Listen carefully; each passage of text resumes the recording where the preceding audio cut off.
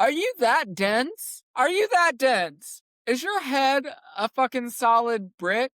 Your daddy's not your daddy. Your dad is not your dad. The man that we know as your dad is not your father. I don't even know how to tell the story of my parents. So my mom, in contrast, was 16 when she got pregnant with me. She turned 17 before she had me. Okay, so I just almost said with my uncle. So it sounds really weird when we introduce ourselves as brother and sister and Save it till people start asking questions. It's not inbred or anything. There's actually no shared DNA Yeah, here. it turns out we don't share We any found DNA. out later, after 32 years. Yeah, it was a hell of a Christmas gift. I actually bought her. So I had done a 23andMe, and we were looking at that 23andMe, and Mindy was like, this is really cool because it like showed your ancestry, and like relatives and whatever, but it also showed like your health stuff, like genetic markers for different diseases and stuff. So I got her a 23andMe swab for Christmas as a gift. Boy, it was the gift that just keeps on giving to. And so she's like excited. She spits in the little thing, sends it off to 23andMe. Because I'm thinking like our grandparents were like the creme de la creme for us. Yeah, we had great grandparents. We're thinking, and especially me, I'm like, we're gonna find out like all this about our grandparents and all this cool stuff. Like, we're gonna learn all this stuff. And also, our grandma was like super into history and genealogy and family, and she had she could hardly read, but she had all of these history books, and she really loved history. So anyway, both grandparents are dead. She sends it off to the lab, and a few weeks later, Mindy gets her results. So she's all excited, and she FaceTimes me, and she's like, okay, I'm gonna log in and we're gonna find out all this cool stuff about our family and whatever. So mine's got some relative, these people may be your relatives, and they have last names that are associated with the family, right? Like everyone that should be our family is. Yeah, they're showing up. They're showing up on mine, and she logs in, and she's like, and so since both of our DNA is there, we should show up as first cousins, right? Because my uncle, my mom's brother, is her dad. Her dad, he raised her, and up until age, in our 30s, everybody that we know of, everybody, including our family, thought that, he was her dad. We were cousins. There was never a doubt. We're first cousins. And you know how people say, you had to have had a suspicion? No, there was nothing. Nobody knew, okay? So she opens it and she's like, wait a minute. Why aren't we showing up as relatives on here? We should be first cousins. We should have X amount of shared DNA. We should show up on here. And then some things were coming in slow. So we were like, oh, we'll give it another week to make sure everything comes back. Yeah, maybe it didn't make the connection yet. I think we actually gave it 3 weeks. Then she called me and she was like, are you sure your mom's your mom? And I was like, what the fuck kind of question is that? Genius. Obviously she would know, she pushed me out of her vagina. Clearly my mother knows that she's my mother. Yeah, but my thought was... And she was like, well... And I was like, no, Mindy, it has nothing to do with my dad. Our shared ancestry, our shared DNA is through my maternal bloodline, your paternal bloodline. So let's pause though, because my thought was they had the money that if she wanted to get some type of IVF or something, they could have afforded that. They did not have the money at the time. And in my she was 25 and my parents were broke. In my head, I'm thinking that's the most reasonable. In my denial head, I'm thinking the most reasonable thing here is that one, they paid for Brandon in one form or another, whether it was IVF, someone on a street, whatever. And then she was could this you was have been my other switched one. at birth? Yes. I thought, oh, Baltimore. If you're going to get switched at birth, it's going to be in Baltimore. So maybe Brandon was switched at birth. She's like, I just don't understand what else it could be. And I was like, are you that dense? Are you that dense? Denial. Like, is your head a fucking solid brick? And I was Because so far in denial. Your daddy's not your daddy. And she was like, what?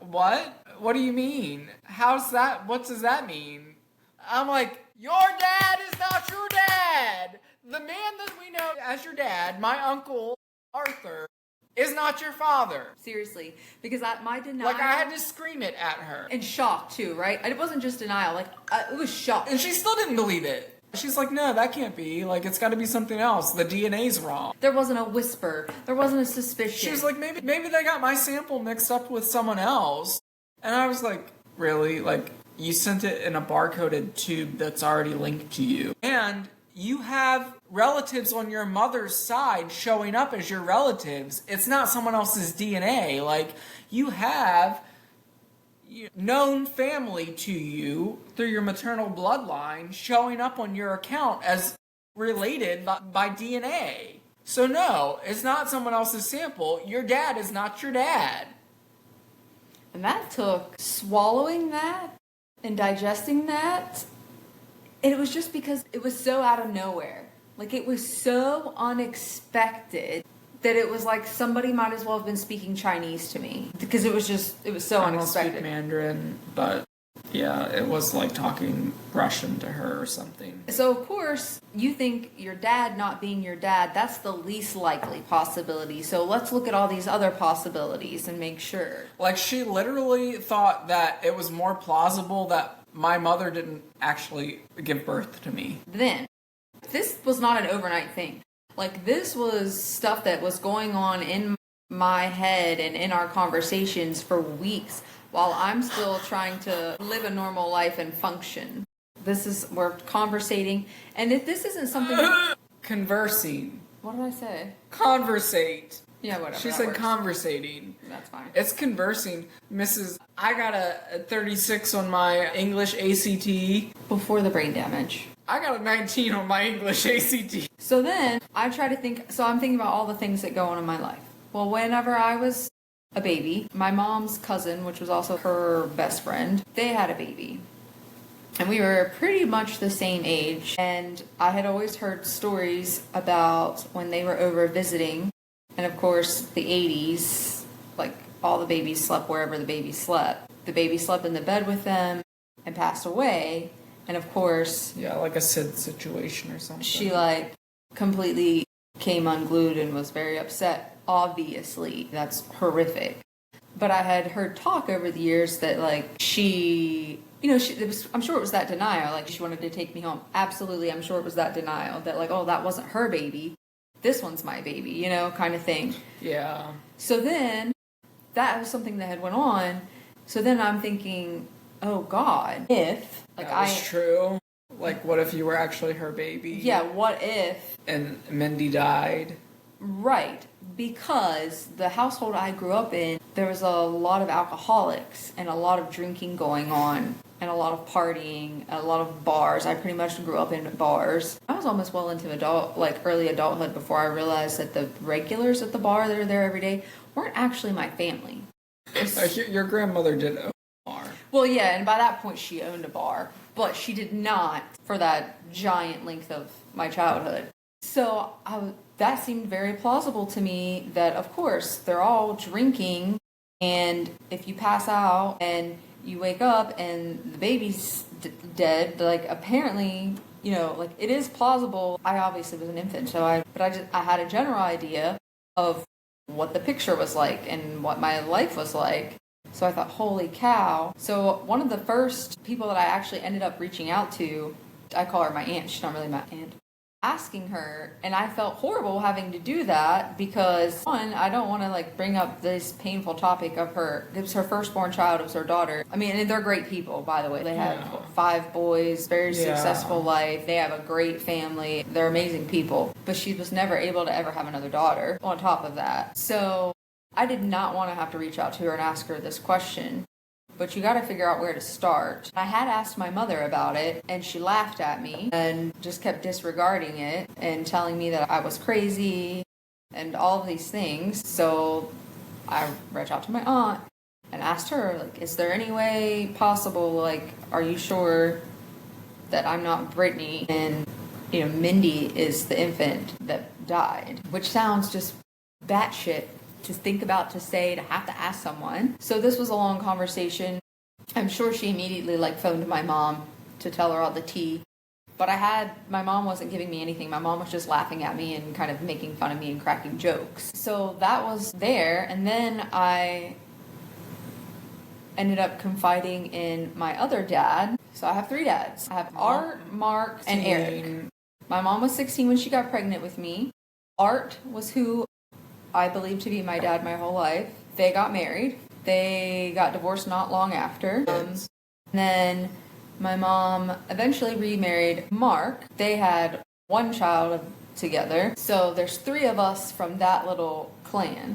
So at this point in my life, I have 2 dads. I have Art and Mark. So I have dad and stepdad. And at this point, my mom is in the process of divorcing Mark and has moved on with someone else. And Mark's my dad. I still very much keep in contact with him, my emergency contact person. So I confide in Mark because I don't know what to do. And I'm thinking him and my mom were married for a pretty good chunk of time, that if there's some secret, he might know. And maybe he's not ever wanted to say anything, but if I come to him and ask him with the knowledge that I already know, then maybe he'll tell me. Because it's not him, then breaking the trust and the secret he said he would keep. I already know. But that wasn't the situation either. He was clueless. So I had to go over the whole story with him, the DNA results, all of that, to see if maybe he knew of who it could possibly be. Like if my mom had any, ex-boyfriends or anything before they met, that maybe it could possibly be. Because I had nothing. I had no leads. And I didn't have close relatives from my biological fathers popping up. So then from there, I'm also simultaneously reaching out to my mom routinely, giving her updates on everything that I'm figuring out and that I'm coming across, all of my test results, trying to get her to tell me something. Then I think, okay, what if this was a bad situation and mom doesn't want to relive this trauma? So then I talked to her about that, like, hey, XYZ, if this was one of those situations. And I even told her I didn't want anyone to know. I did not want people to know this at all. And I especially didn't want my dad, Art, to find out. Because that's still her dad. And for over 30 years, everyone thought that. You were raised in your my dad. dad's house for holidays, right? And everything. That was your dad. And it was my kid's grandfather. I did not have it in my heart to look at my dad and say, you're not my father. I could not crush that. I mean, it was like, as crushing as it was for me, I was not about to crush my dad. I was not about to tell him that information. I did not want everybody to find out. Well, and, our grandparents were, the biggest... Right, they were, supporter in your life. The most stable, and, healthy, you significant... spend time staying with them, living with them, and they're not even your biological grandparents. But nobody knew this. We didn't know that. No, and I don't think you could have told my grandparents. I think at this day and age, if you'd be like, oh, there's a DNA test, they would be like, nah. Like, no, that's wrong. So all this stuff, all these wheels are in motion, and I also start reaching out to people on 23andMe, kind of telling them my situation, people from all over, people from Wyoming, California, Okinawa, Georgia. There were just people from everywhere. So then my mom ends up doing a 23andMe. And then her brother, my uncle, Jeff, he does one. Great. Now we'll know if everything's effective and working, because we should all come back related. That stuff goes through, immediately pops up. 100, you have a new relative. She's your mother. Yep. And this person's your uncle, without a doubt. All right. So we know my test, we've confirmed, it's not wrong. They've both sent theirs in. She's my mom, he's my uncle, their brother and sister. Great. This still doesn't answer who's my dad. And my mom is still not telling me. And at this point... And we know that he's not a relative of mine. And at this point, she's really upset with me and angry and kind of perturbed with me. So I don't know why she felt the need, but I think she felt the need to get ahead of the situation and kind of tell people and tell her own story. I don't know, maybe before I could. So everybody ended up finding out. not through me. So then simultaneously to that, all contact from my dad, Art, stops. I've never talked to him about it. I don't know what he knows or what he doesn't know, but they live in a very, very small town. And you've tried. I tried and I got nothing back. So some version of something, he knows something. And I don't hold that against him. I was in denial and shock, and this man also paid child support for me for years, so I'm sure he was in denial, shock, and anger. And I'm pretty sure that me being born is the reason they got married, right? Because she was 16, all of that. And that's what you did. Like, you knocked someone up in the, 80s and, well... You get married. They went on to have another kid together, Yeah. All this stuff is going on at the same time. It's craziness. I end up buying a house with my partner at the time. The town we moved to is on the same county, just a different town. And one day it shows up, I have one new relative that's in the same town that I'm living in, and it's on my biological father's side. I immediately message this person. I get a response back from a lady. She's like, hey, I bought this as a gift for her minor child, and I run the account, so I tell her everything. And I'm so desperate for help and answers, I didn't stop to think that someone might not be forthcoming and want to give me those answers. So I tell her everything. So then she's concerned and she doesn't want to share any information with me at all because my existence could ruffle feathers in the family, cause, problems between someone's marriage because one of the male children have had a child with someone else and nobody knows about it. So I was livid. I was mad because I was like, how could you do this to another person? All to protect someone's, secret. And it's not like this secret affects other people. This was greatly affecting my life significantly. It was an emotional roller coaster. I mean, the day that I got the results, everything was finalized, everything went through, and it was officially confirmed that Art wasn't my dad. He was actually on his way to my house. I'm melting down in the bathroom on the floor, just losing. My entire life just changed.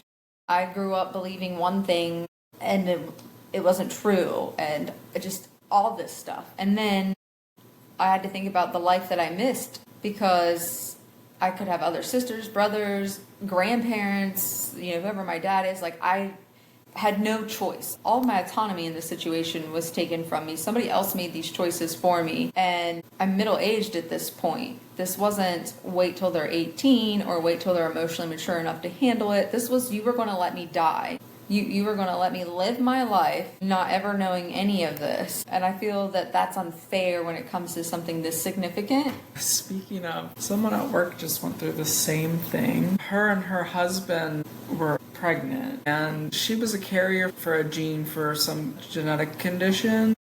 They went to get the husband tested. They wanted his parents to get his dad to have blood tests because it was a trait passed on from your paternal grandparent. And his dad goes in and has the blood test and nobody says anything to them. And then later they find out that's not even his real father. He was raised, that was his dad, but his mom ended up having a relationship with a pilot, and that's his dad. And the screwed up part is they didn't even obviously his dad knows about it and his mom knows about it, and they just went and got the genetic testing and didn't say anything. They decided on getting pregnant based on those test results, which were not accurate because he wasn't actually genetically related. And this is what I mean by this is something big that affects a lot of people. So it is a big deal. It's not like an innocent white lie or an innocent secret. This isn't like I shit my pants, don't ever tell anybody. People want to know. And then she asked her husband, she was like, well, do you want to try to make contact with your biological father? And he's like, no, he was never part of my life. Why would I want that? And she was like, well, don't you want to know, if he had some type of cancer that he went through, or do, certain diseases run in his family? We're medical providers. That's where our mind goes. are you at risk for some medical condition because of that? Right. Don't you want that history? That was a huge Not one that for like me. don't you want a relationship with him? Don't you want to like make up time? You know, no, he doesn't want to make up the last 40 years. But anyway. And that was also like my health. That was a huge thing for me because I've had so many health problems that nobody else they just don't exist, or that I've had so many struggles. Well, ta-da! Guess where they came from? Yeah. Dad number 3. To God alone be the glory,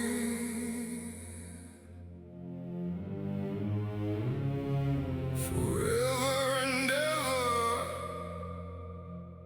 Amen.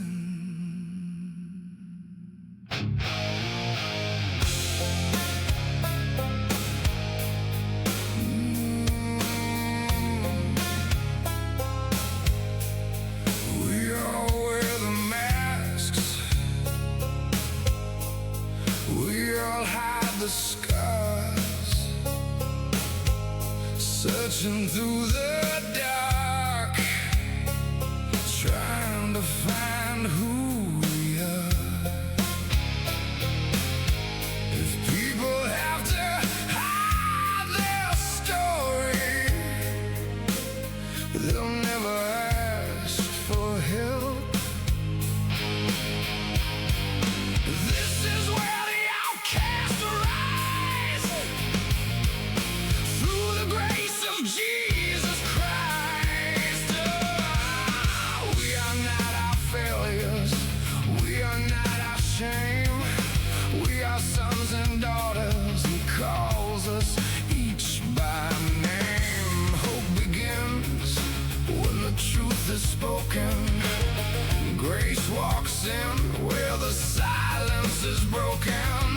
This is where the Holy Spirit breaks our shame. Welcome to the life we hide, where faith meets the fight inside. No more running, no disguise. Step beyond the life we hide.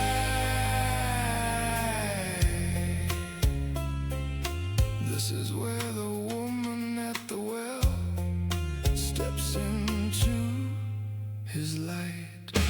Some stories are whispered, some stories are buried, some stories are waiting to finally breathe. Every chain has met a key, every captive can be free, every scar can tell his story, every life can bear His glory. This is where fear loses its name, this is where grace rewrites the story. This is the life we hide.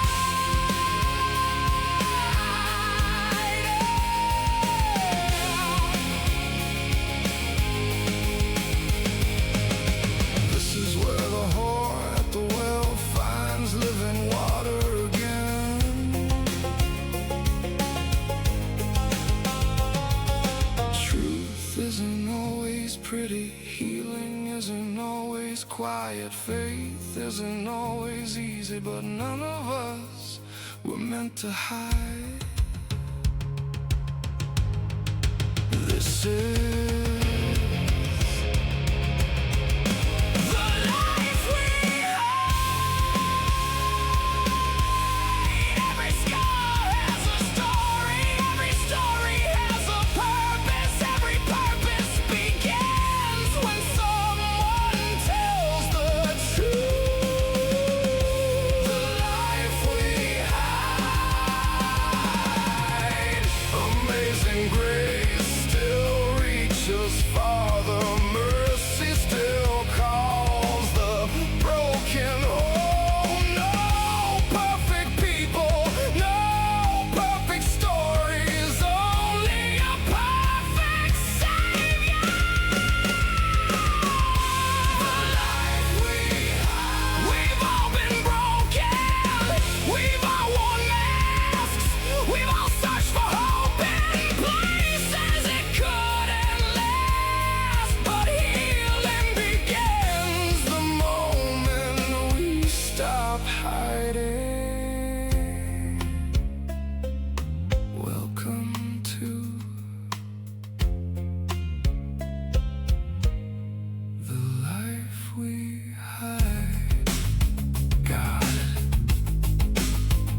know I'm a dumbass.